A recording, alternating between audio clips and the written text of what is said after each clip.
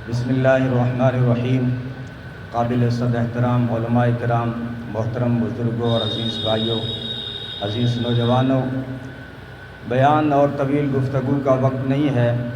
ہم سب یہاں پر بھائی بھنگرو خان اور شبیر خان اور بھائی انیس کو تعزیت پیش کرنے کے لیے آئے ہیں اور ان کی والدہ کے لیے دعائے مغفرت کرنے کے لیے آئے ہیں۔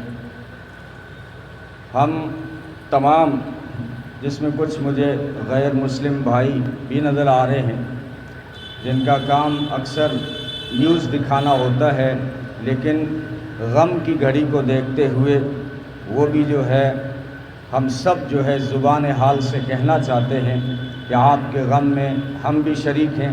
اللہ کروٹ کروٹ آپ کی والدہ کی بخشش فرمائے، آپ کو صبر جمیل کی توفیق عنایت فرمائے، آپ کو اللہ حوصلہ دے۔ اب باتیں بہت ساری آ چکی ہیں، اللہ ہم سب کو عمل کی توفیق عطا فرمائے۔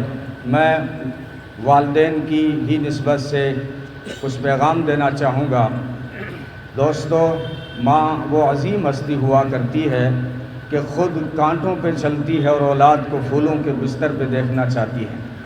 ماں وہ عظیم ہستی ہے جو سارے دکھوں کو، پریشانیوں کو اپنے آنچل میں سمیٹ لیتی ہے اور اولاد کے چہرے پہ مسکراہٹ دیکھنا چاہتی ہے۔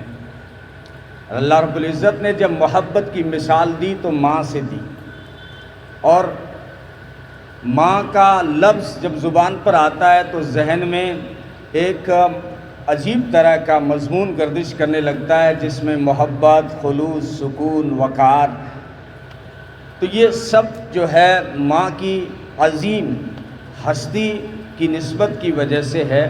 اللہ رب العزت نے اس کو بڑا مقام دیا ہے کہ جنت کو ماں کے قدموں میں بتا دیا۔ کتنا بڑا مقام ہے جنت، جو ساتوں آسمانوں کے اوپر ہے، جس کو لوگوں نے سجدوں میں، تہجد میں ڈھونڈا۔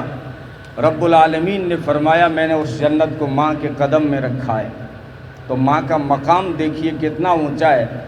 اویس کرنی کہتے ہیں اللہ کے رسول زندگی وفا نہیں کرے گی، میں آپ سے ملنا چاہتا ہوں لیکن ایک مجبوری ہے، میرے گھر میں اکیلا ہوں، میری ماں ہے، میری ماں کی خدمت میں کرتا ہوں۔ اگر میں ماں کو چھوڑ کے آپ کو آؤں تو ماں کی خدمت کرنے والا کوئی نہیں۔ اگر میں ماں کی خدمت کرتا رہوں تو کہیں دنیا سے نہ چلا جاؤں، آپ کا دیدار نہ کر سکوں، صحابی بننے سے محروم رہ جاؤں۔ نبی نے خط لکھ کر جواب دیا، فرمایا اویس اگر میرا دیدار کرنا ہے تو جنت میں کر لینا، ماں کو چھوڑ کے مت آنا۔ کتنا بڑا ماں کا مقام ہے۔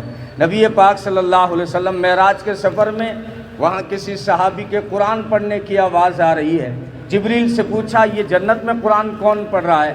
فرمایا جنت میں کوئی نہیں پڑھ رہا، مدینے میں پڑھ رہا ہے، لیکن اس نے ماں کی خدمت ایسی کی ہے کہ جب بھی وہ قرآن پڑھتا ہے اللہ اس کی تلاوت کو جنت میں سناتا ہے۔ یہ ماں کا مقام ہے دوستو۔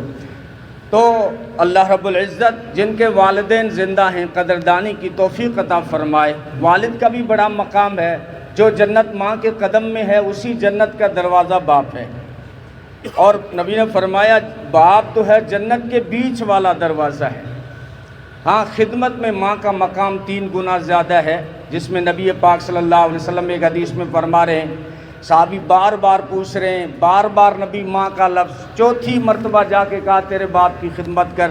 وہاں سے محدثین نے مطلب نکالا ہے کہ خدمت میں ماں کا درجہ باپ سے بھی 3 گنا زیادہ ہے، اس لیے کہ ماں وہ 3 قربانیاں اٹھاتی ہے جو باپ بھی نہیں اٹھاتا۔ ایک تو وہ 9 مہینے پیٹ میں رکھتی ہے، اور پھر وہ جو ہے ڈیلیوری کا مرحلہ ہے سنگین، وہاں سے گزرتی ہے، اور پھر دودھ پلانے کا لمبا جو عرصہ ہے وہاں سے گزرتی ہے۔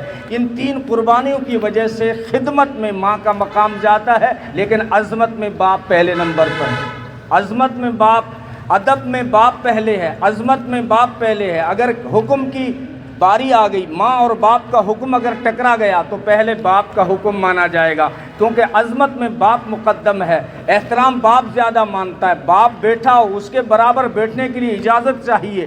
ماں یہ احساس نہیں رکھتی، اگر آپ چل رہے ہوں باپ سے آگے نہیں چل سکتے، یہ باپ کا جو ہے باپ کی عظمت ہے، یہ حق مقدم ہے عظمت میں، لیکن خدمت میں ماں زیادہ ہے، عظمت میں باپ زیادہ ہے۔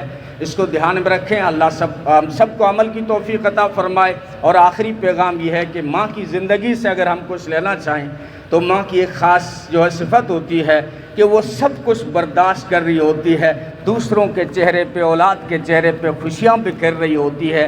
ماں کی یہ صفت بڑی صفت ہے، خود بھوکی بھی ہوتی ہے تو کہتی مجھے بھوک نہیں ہے۔ کھانا تھوڑا ہو، پسندیدہ چیز گھر میں تھوڑی ہو، حلوہ تھوڑا ہو، کھیر تھوڑی ہو، بچوں کو کھانی ہو، ماں کہتی ہے مجھے بھوک ہی نہیں ہے۔ بھوک تو ہوتی ہے لیکن وہ خوشی اپنی اولاد کے چہروں پہ دیکھنا چاہتی ہے۔ یہ صفت آپ اپنا لیں کہ خود جو ہے اچھی زندگی گزارنا یہ اچھی انسانیت نہیں ہے، بلکہ اچھی انسانیت یہ ہے کہ آپ دوسروں کے چہرے پہ خوشی دیکھیں۔ آپ جو ہے اپنے اڑوس پڑوس میں آپ کے کوئی دکھی نہ ہو۔ دین اسلام کوئی مذہب نہیں ہے کہ اس کو آپ چند عبادات کا تصور دیکھ کر، کسی شاعر نے کہا تھا جس طرح کا دین ہمیں بتایا جا رہا ہے اس سے تو لگتا ہے کہ جنت میں کاغلہ ہی اڑے گا، وہ جنت میں کون نہیں جائے، وہ صحیح نہیں ہے، یہ صحیح نہیں ہے۔ تو شاعر نے کہہ دیا کہ اس طرح کے مسائل سن کے مجھے تو یوں لگتا ہے کہ جنت میں کاغلہ ہی اڑے گا، جنت میں پھر کون جائے گا۔ دین اسلام پوری زندگی کا نام ہے۔ دین اسلام زندگی کے ہر شعبے اور ہر ڈپارٹمنٹ میں جنت بانٹ رہا ہے۔ چلتے ہوئے آپ تکلیف دہ چیز کو ہٹا رہے ہیں، یہ ایمان کا حصہ ہے۔ آپ پریشان حال کے کام آ گئے تو اللہ قیامت کے دن آپ کی پریشانی دور کر دیں گے۔ کسی دکھی انسان کے کام آنا 10 سال کے اعتکاف سے بہتر ہے۔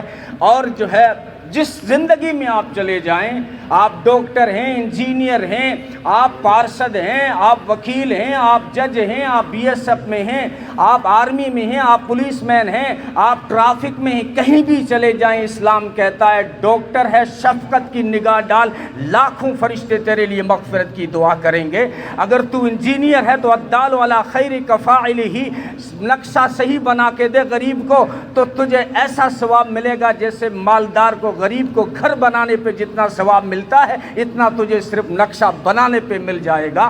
اگر تو پولیس میں، بی ایس ایف میں، آرمی میں، ٹرافک میں، چوراہے پہ کھڑا ہے، نیت یہ کر لے کہ میں اپنے آن کی اور ہر انسان کی، ہر جان کی، اپنے ایمان کی، اپنے ہندوستان کی حفاظت کروں گا۔ تیرے ایک دن کی ڈیوٹی اور ایک رات کی ڈیوٹی 1000 سال کی نماز نفلی سے بہتر قرار دی گئی اسلام کے اندر۔ تو اسلام تو پوری زندگی بتاتا ہے۔ تو ماں کی زندگی سے ہمیں یہ پیغام ملتا ہے کہ خود جو ہے خوشیاں رکھ لینا اور خود ہی خوش جینا اور اچھی زندگی گزارنا یہ ماں کی صفت نہیں ہوا کرتی۔ ماں دوسروں کے چہرے پہ جس طرح خوشیاں دیکھنا چاہتی ہے تو آپ بھی سنبھالیں اڑوس پڑوس میں کوئی انسان بھوکا نہ ہو، کوئی دکھی نہ ہو۔ الساعی علی الارملۃ والمسکین کا مجاہد فی سبیل اللہ۔